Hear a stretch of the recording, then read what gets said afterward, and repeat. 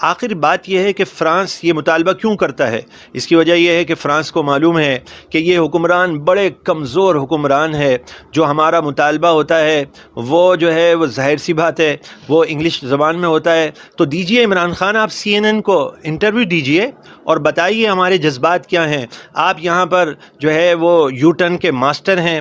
عید تو ابھی بہت دور ہے، اس وعدے کے مطابق ابھی 24 گھنٹے میں رہا ہونے چاہیے. السلام علیکم ناظرین، میں ہوں آپ کا ہوسٹ میاں خرم اور آپ دیکھ رہے ہیں پاکستان نیشنل ٹی وی.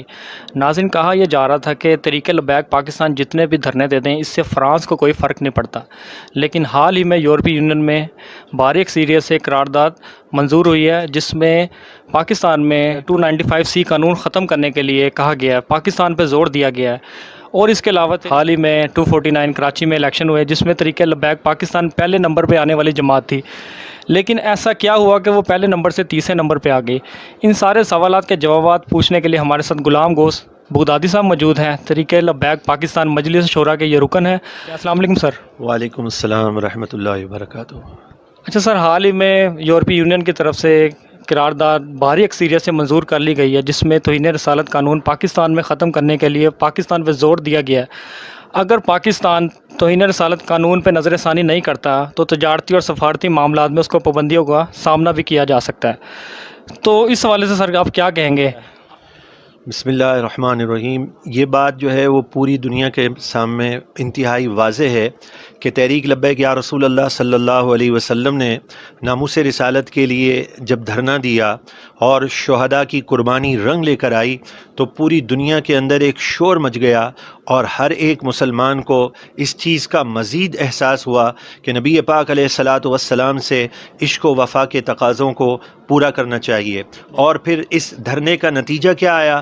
اس دھرنے کا نتیجہ یہ آیا کہ ایک بار پھر کفر جو ہے وہ تھر تھرا کر کانپنے لگا اور اس نے اپنی مذموم حرکتوں کو ایک بار پھر بڑی وضاحت سے کہا کہ جو قرآن اور سنت کے مطابق قانون ہے 295C اسے ختم کیا جائے.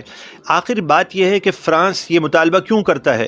اس کی وجہ یہ ہے کہ فرانس کو معلوم ہے کہ یہ حکمران بڑے کمزور حکمران ہے. جو ہمارا مطالبہ ہوتا ہے وہ جو ہے وہ ظاہر سی بات ہے وہ انگلش زبان میں ہوتا ہے. تو دیجئے عمران خان، آپ CNN کو انٹرویو دیجئے اور بتائیے ہمارے جذبات کیا ہیں. آپ یہاں پر جو ہے وہ یو ٹرن کے ماسٹر ہیں، ویسے بھی صبح کچھ شام کو کچھ، لیکن جو اگر آپ نے اچھی بات ہے اور سفارتی طور پر لوگوں کو جمع کیا ہے، مسلم امہ کو جمع کیا ہے، یہ اچھی بات ہے، آپ اچھے کام کیجئے، لیکن آپ براہ راست ذرا CNN کو انٹرویو بھی دے دیجئے اور بتا دیجئے کہ ہمارے اوپر یہ جھوٹا الزام ہے اور اس دھڑلے سے کہیے کہ وہ آپ سے معذرت کرنے کے لیے جو ہے وہ آمادہ ہو جائے. اس لیے کہ پچھلا جو آپ کا کردار رہا ہے، آپ نے علامہ خادم حسین رضوی رحمۃ اللہ تعالیٰ علیہ نے آسیہ ملونہ کو گستاخ نہیں قرار دیا تھا. پاکستان کی جو عدالت جنہیں ہم کورٹ کہتے ہیں انہوں نے اسے گستاخ قرار دیا تھا اور باہر جا کر آپ نے انٹرویو دیا کہ یہ ہمارا بہت بڑا کارنامہ ہے، یعنی آپ کے خاص لوگوں نے، اور کہا ہم نے اس گستاخ کو رہا کر دیا. تو آپ کا چہرہ جب عیاں ہوگا تو ظاہر سی بات ہے ایسے مطالبات ہوں گے، لیکن ہم نہیں چاہتے اس طرح کی باتیں کرنا. ہم یہ کہتے ہیں ٹھیک ہے، اگر آپ نے اچھی نیت سے یہ باتیں کہی ہیں اور آپ اس میں مخلص ہیں تو پھر چاہے آپ نے ظلم کی انتہا کر دی، لوگ کشمیر کو بھول گئے، آپ نے تحریک لبیک یا رسول اللہ صلی اللہ علیہ وسلم پاکستان پر وہ ظلم کی داستان رقم کر دی، خون کی ندیاں بہا دیں. اس کے بعد بھی ہم یہ کہنے پر مجبور ہو گئے کہ ناموس رسالت کے معاملے میں 295C کے معاملے میں اگر آپ اسٹینڈ لیتے ہیں تو تحریک لبیک آپ کا ساتھ دے گی. بلکہ ہم تو اس پہ غور و فکر کر رہے ہیں کہ تحریک لبیک کا ایک وفد ہو جو تمام سیاسی جماعتوں کے پاس، مذہبی جماعتوں کے پاس جائے اور کہے ٹھیک ہے ان کی نادانیاں ہیں، غلطیاں ہیں، اسے آپ عفو درگزر کیجئے اور انہیں تھوڑی ہمت دیجئے تاکہ بھی حقیقتاً یہ کفر کی آنکھوں میں آنکھیں ڈال کر بات کر سکے. اچھا سر، آج جو تھا ایران، اس کے اخبار کے مین پیج پہ پیرس کا ابلیس جو فرانس کا صدر، بہت بڑی اس کی تصویر بنا دی گئی، لیکن پاکستان کیوں اتنا ڈرتا ہے یورپی یونین سے؟ اس کے پیچھے سازش کیا ہو سکتی ہے؟ اس کے پیچھے سازش یہ ہو سکتی ہے کہ تو ہمارے امیر محترم علامہ خادم حسین رضوی رحمۃ اللہ تعالیٰ علیہ فرمایا کرتے تھے کہ ڈرپوک آدمی عشق محبوب سے خالی ہوتا ہے تو یقیناً وہ ڈرتا اسی لیے ہے کہ اس کے ویک پوائنٹس ہوتے ہیں، اس کی بہت سی کمزوریاں ان کے آقاؤں کے پاس ہوتی ہیں تو وہ ڈرتا ہے۔ اچھا سر، 249 کراچی میں الیکشن ہوتے ہیں، اس میں آپ 12 بجے تک یہ جیت رہے ہوتے ہیں الیکشن، اچانک 3 بجے اعلان ہوتا ہے کہ پیپلز پارٹی ان کا کینڈیڈیٹ جیت جاتا ہے۔ 3 سے 4 گھنٹوں میں ایسا کیا ہوتا ہے کہ تحریک لبیک پاکستان پہلے سے تیسرے نمبر پہ آ جاتی ہے، اور آپ لوگوں کی طرف سے کہا جا رہا ہے کہ ہمارے مینڈیٹ پہ ایک دفعہ پھر یہ ڈاکہ ڈالا گیا ہے۔ اگر اسی طرح ہوتا رہا تو پھر تو آپ الیکشن ہارتے رہیں گے، پھر آپ الیکشن لڑے ہی نہ یا الیکشن میں حصہ ہی نہ لے اگر دھاندلی ہی ہونی ہے۔